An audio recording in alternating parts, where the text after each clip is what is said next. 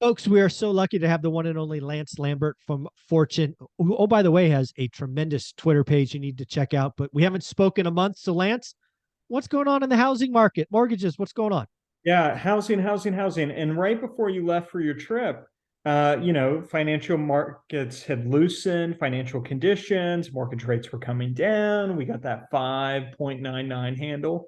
And I it's like, remember. as soon as we hit that 5.99 number, the next day, I think was that big jobs number, 500,000 jobs. You're Uh, right. Yeah. and, there's been some signs that inflation isn't going to go down as fast as, you know, the people who really need it to go down really fast, like the Kathy Woods. It, Yeah, it the does. Kathy Woods. Yeah, exactly. I mean, we're not going to Yeah. get a cut in June. Come on, Lance. What the heck?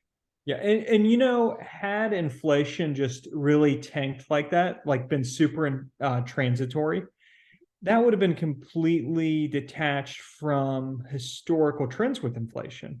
It's not usually that just the price of everything jumps up really quick and then it just decelerates super quickly. Maybe it will, but we've seen financial markets tighten back up, mortgage rates move back to 7%. One thing that's a little different about this 7% than the last 7%, the last 7% had a lot to do with things overseas. If you remember, the Barclays, or I forget the bank overseas, but there was some sell off of treasuries overseas. The dollar strengthened, and some of that was at play with the financial conditions. This time, it's a little more of like the market's pricing in higher rates for longer. I Right. don't know what that means in terms of like, are we going to be here for a while? Are we going to come back down?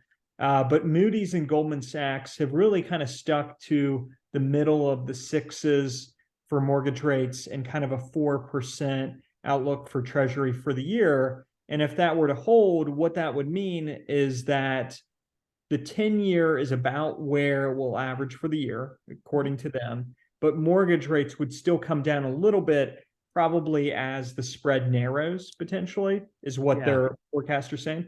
But in my head, in my reporting, I still use Goldman and Moody's as my center of gravity. So Okay. we go a little high, I'm like, oh, maybe we go back, maybe it'll go back down, and we Yeah. go too low, I'm like, maybe to go the other way. But what we have seen in the market as we came into this year, it was warmer than expected in terms of activity. And I think, Yeah. I think that was one thing that I think we've learned, and I love your feedback on it, is frankly, we can't have mortgage rates at 5.99. That unlocked a tremendous wave of demand in an environment where we still have no inventory. That's a problem. so I would push back a little bit at Okay. that. I don't think it would be prices booming Well, I necessarily. didn't say Although booming. it I might. it's I mean, in terms of the Fed having a problem. Oh, So, okay. so hear me out. I think every time mortgage rates will go down a percentage point like that, I Mhm. think there's a lot of pent up demand, like the buyers who are right there to Agreed. transact, and you kind of work through it potentially, Mhm. and then you kind of hit more of an equilibrium. Like, Okay. but so I think the factors that came into play early in the year is we went into the time of the year where demand ticks up seasonally, buyers Sure. come in, Sure. inventory is at its tightest level, there's not much supply. Exactly. Mortgage rates came down from 7.37 to 5.99. That's a Agreed. tremendous affordability improvement. And the Mhm. people who were right there on the sidelines just waiting for eligibility to return because they wanted to buy and they would have been okay with the payments, but the bank would not give it to them. Yeah, So they're they wouldn't get a yes answer. Yep. yeah, so they're right there. And so I think those factors, and I think as mortgage rates move back up, I think it's a tilting the opposite direction. But I think what the market's kind of telling us is that supply and demand are both constrained so much that little tilts will move the Exactly. market equilibrium right now. So I That don't really see a like big price drop because it's so easy to move the equilibrium the other way.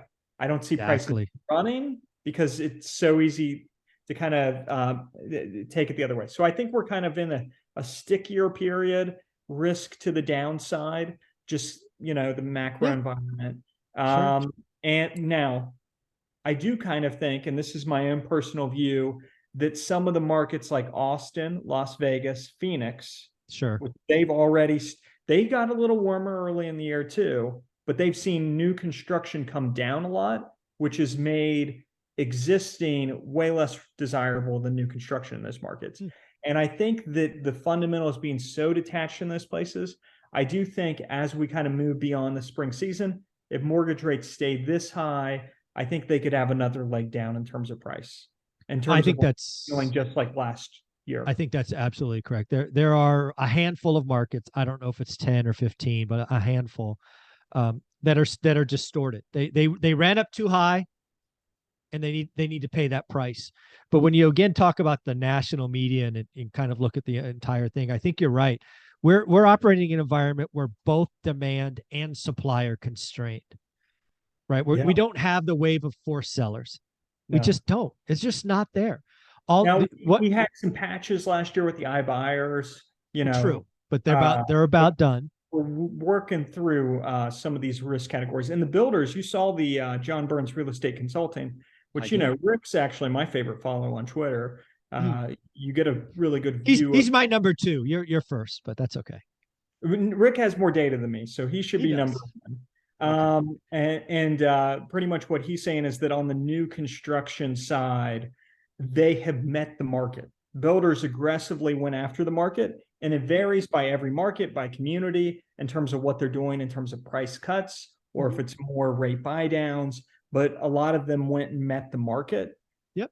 And so I think that's an interesting part of this too. That's something I've been talking about for the last couple of weeks. Is I'm trying to separate existing home sales from new construction, because I think existing home sales is everything we talked about. The supplies here, demand's here. It's going to be tighter and or stickier for quarters, if not years to come.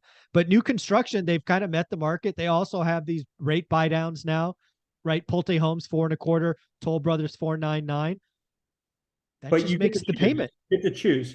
Do you want activity? Builders want more activity, so they took and they're in the business of building and selling. Existing home, not the case. Yeah. And I saw somebody say on Twitter recently when I posted about the builders cutting price, I retweeted Allie Wolf's thing about the builder in Austin or somewhere cut by like 10%, and they found buyers return. And somebody in the comments said, existing sellers should take a clue. Well, it's like existing sellers can sell and they only have one home. So they want to maximize what they're getting. They're not. By the way, that's their equity for their next purchase. Yeah, they're not trying to cut 5-10% to sell a week or two earlier. No, they'll take it off the market. And that's what we're seeing. It's amazing to see the supply disconnect. This interest rate lock-in hasn't happened since 1981. 1981 was the last time where rates exploded and it became cheaper to stay where you are, right? People are they're going to paint the bedroom. They're going to add this. And I think this takes years to unlock. We're going to be below trend on supply for quite a while. Yeah, it's a very constrained market on the existing side. And so they don't get transactions. They're a little stickier to the price. Now, Rick's view, I was talking to him, is he thinks that the last part of the cycle is a bottoming out on existing. Okay. I don't know. Transactions or price, just so I'm clear. Yes, because it's such a fight to move them down at all. And, we kind of got to see what the financial markets do. And I think the most important thing here is just observing what's going on in the 800-pound gorilla is inflation. So where does inflation go? So two big dates coming up this month, March 10th, March 14th. That's when we're going to get employment and jobs. The Fed. Yeah. Those are the two most. And if you look back at the past 6 months, there's 3 things that have really moved mortgage rates in the 10-year. Powell's speeches, Jerome Jackson Powell, Hole, for sure. Job numbers, and inflation numbers. You're right. But and I went back and checked this. The movements that have come when Powell has said something usually don't stick. They don't stick. No, they're things that have really moved things have been more the jobs number and the inflation reading. And some of the other metrics that are kind of leading indicators for inflation too. Yeah, So PCE core breaking the trend of lower lows, or that was a problem. That last week that was an issue where the core went up month on month.